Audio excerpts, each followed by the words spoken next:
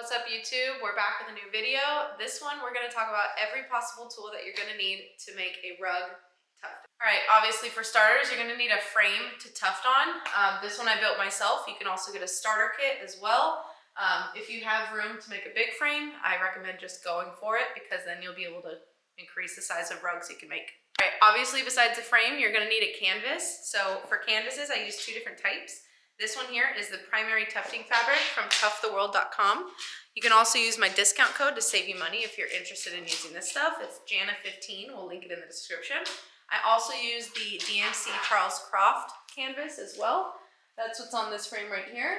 Two different frames, two different canvases. I go into much detail about the pros and cons of each in a different video. Subscribe on my Instagram for that. Once you have your canvas on your frame and it's stretched, you're going to need a projector to get that image or illustration onto the actual frame. This here is an Epson, I believe it's a home cinema Powerlight 3000. This is a juicy boy. It's meant for home cinemas, so you have adjustments in the lumens, you have adjustments in the lens shift, the size, the focus as well. So it's a pretty beefy item, but if you can get a good projector, I highly recommend it.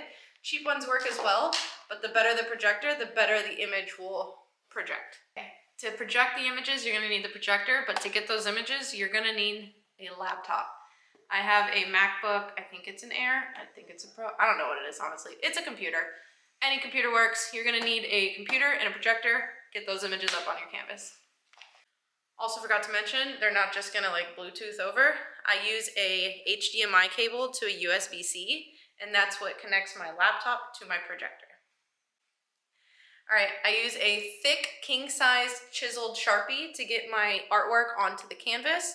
I used to use different color Sharpies for different color parts of the rug, but I mean that got really confusing at some points because mine are hyper detailed, so I go with a single black, and then I also will use a highlighter as I'm going along when my pieces are super hyper detailed. I'll use a highlighter to select which areas are next on my rug, so it kind of pre-shades the color I'm going after.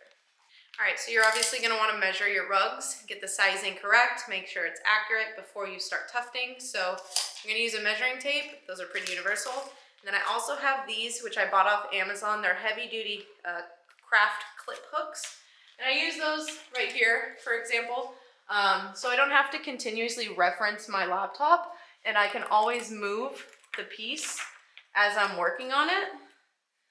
These guys are really handy. That's a pretty good tip right there. All right, for the main character of the show, we have a tufting gun. This is the AK-1 cut pile gun. I also have an AK-2 loop pile, but this right here is my go-to. It basically will feed the yarn through and it snips it because there's scissors internally here. So every time the yarn gets fed through the canvas, it snips it. So this is the Cut Pile AK-1. You can use the Jana15 discount code if you're interested in trying this one out from tufttheworld.com. To ensure the longevity of your machine, you want to continuously use canned air, so dust off basically, getting all that leftover lint and fiber out of the machine. Then you also want to use sewing machine oil. This one's pretty much empty, but you can get a big bottle at any craft store for like $4, and it's pretty universal. It's sewing machine oil, but you're going to want to put that also on the gun to ensure that it's all looped up and everything is moving correctly. This is my Gorilla Ladder 3-step step stool.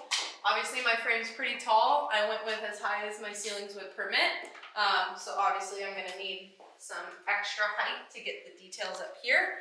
This you can get at Home Depot, Lowe's, any department craft supply store, home improvement store.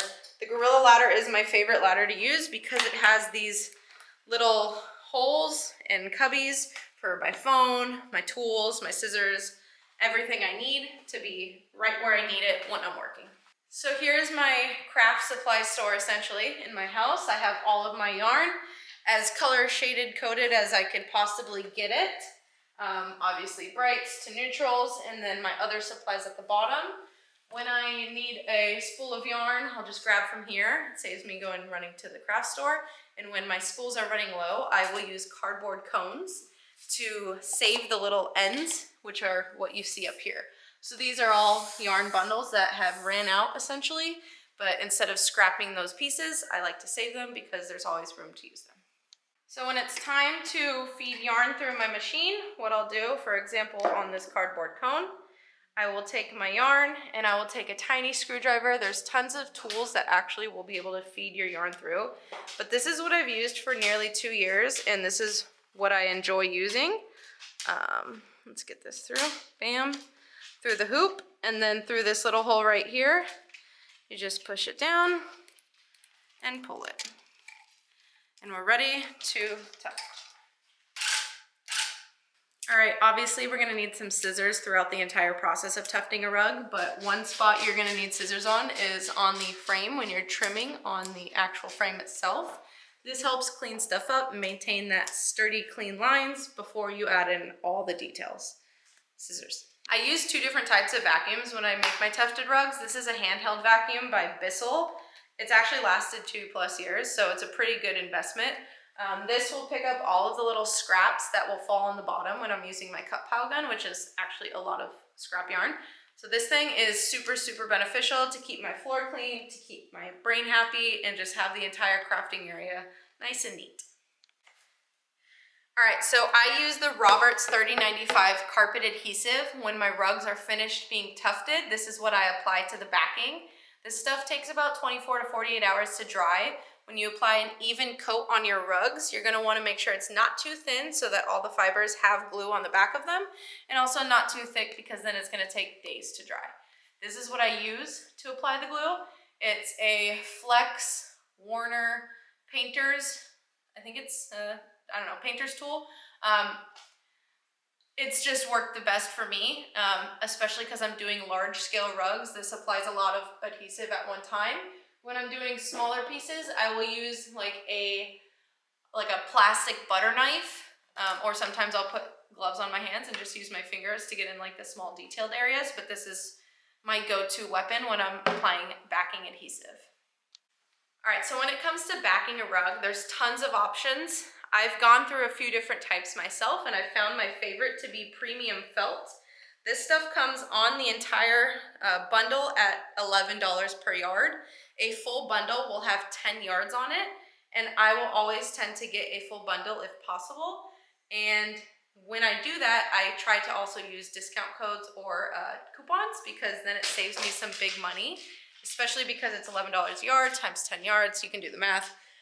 This stuff is really nice to have by the full bundle though, because when you're cutting out big rugs and you don't want to run to Joann's or your craft store, you'll have the whole thing here and you can just cut to size when necessary. Other backings are like a non-slip option. They sell this at all the craft stores as well. I've used this before, but I found that it's not my favorite. It's pretty porous. Your adhesive is going to come through, but I do see a lot of other tufters use this option. And then there's the primary backing fabric from tufttheworld.com, which is another great option, but it's all what you prefer, and I think this is the one that I prefer. These are Stalwart electric clippers. They're actually pretty handy when using to cut your rugs off your frame, especially if you have multiple rugs on a frame. These are the juicers. They save a lot of hand clipping time, because after a certain amount of time using regular scissors, your hands get cramped, so I recommend investing in a pair of these. All right, once you've cut your rug off your frame, you're gonna need some spray adhesive. I have 2 different types here. I use both, honestly. This one is my preference, but this one also comes out really nicely. This is more like Spider-Man's web, and this is more like a mist almost, but you can use both, see which one you like as your preference. I have both in my house because I go through both all the time. All right, once you have your spray adhesive and the felt on the backing of the rug, you're gonna need some hot glue sticks and a hot glue gun. Any type will work. I prefer the Gorilla Glue gun because it allows larger sticks to be fed through, and it has 2 settings for heat, a low and a high. I keep mine on the high heat setting. And I also use the full-size thick juicer hot glue sticks. These will work on tons of crafts, so they're pretty universal. They work great on felt. I usually will have the sticks that are double the length, so I don't have to fill the gun as frequently. They're usually about that thick or that long, but these are all that were available in store, and they work just fine. Once you've got all the backing finished on your rug, you're gonna need a carpet planer if you wanna level your rug completely flat, this is an investment tool. Look at it as an investment in your business. It's going to up the quality of your final good versus if you were to hand shear them manually, because this planer has a big blade right here. It is a nice flat, it provides a nice flat finished look. And you're gonna need a shop vac, which I'll show next, which I have kind of janky, but still attached. It's been about a year plus and it hasn't fallen off. This will attach to a shop vac, and I will show you that next. So with the carpet planer, you're also gonna need a shop vac. This is a 3-gallon Craftsman. You can buy it at any hardware store. Hello, Tadao. You gotta go over there. Your carpet planer is gonna go into your shop vac. That way you don't have little microfibers going everywhere and everything stays contained in here. If I pop this open, it's probably gonna be super full, but I empty it probably once every 3 months. So not so frequently. It does save a lot of microfibers going in the air. It is super beneficial. If you're getting this, you're gonna need to get this. If you're not prepared to invest in a carpet planer just yet, these shears do just fine. They are manual shears. So you're gonna have to make sure that your level is even and you're not going in too deep, because with that carpet planer, it's very universal and you don't have to apply any downward force. These guys are pretty beneficial also if you're carving and you're doing details. These are the wall color grooms. I honestly got these from a pet supply store. I think they're called, they're sheep shears essentially. Dog shears, sheep shears. This is the electric sheep clippers SP500. This is the wall color groom. Once you've got the backing all completed and you've carved up and sheared up your rug, you've trimmed up the edges, you're ready to apply a label. I use iron-on labels because they're really cool. They're not gonna fall off, they're not sticky, and they honestly stick really well. These are 300 per package, and I've gone through 100 package before. I think buying them in bulk is a good idea. That way you can number your rugs, know which one you're on, and it kind of gives it a little bit more of a personal touch than just giving somebody a rug with no name, no reference to who made it, especially if they show it off to their friends. You know, they're gonna wanna show that little personalization. All right, the last part to making a rug is getting it ready for packaging. I use this stuff from, I think it's Home Depot. It is basically saran wrap on a roll. It sticks to itself really well, and I mean, it's the best for packaging in my personal opinion. You get your rugs all nice and snug. They're not gonna be snagged on anything. And then after this, I use some cardboard that's corrugated, and I use just regular shipping boxes. I'll show you the corrugated cardboard real quick. All right, in the last steps of packing a rug, I'll get that saran wrap around the rug, and then I'm gonna use a big juicer roll of corrugated cardboard. This stuff is super beneficial. It keeps your rugs nice and secure. I can use my electric clippers, come in here and cut off the amount that I need, and just wrap it up, apply some duct tape around it, and then put it in a package or a box. And then that way the rug is not gonna get damaged at all in transit. Welcome to my shipping department where I keep all of my boxes. The extra big juicer ones are in the garage with that corrugated cardboard. But once my rugs are packed, they have the saran wrap and that corrugated cardboard on it. This is what they'll get is as their final touch for shipping. That way they're completely safe. Last but not least, I'll write a handwritten note to whoever purchased the piece. I'll toss in some of my stickers, as well as one of my thank you cards, which has care advice on how to care for your hand-tufted rug. That just is like a personalization for the person who receives it. They get a little bit of tip on how to care for their rug and make that shelf life or longevity of the piece last, as well as some. If you enjoyed this video and it helped you in any way, please share with a friend. We'll see you on the next one.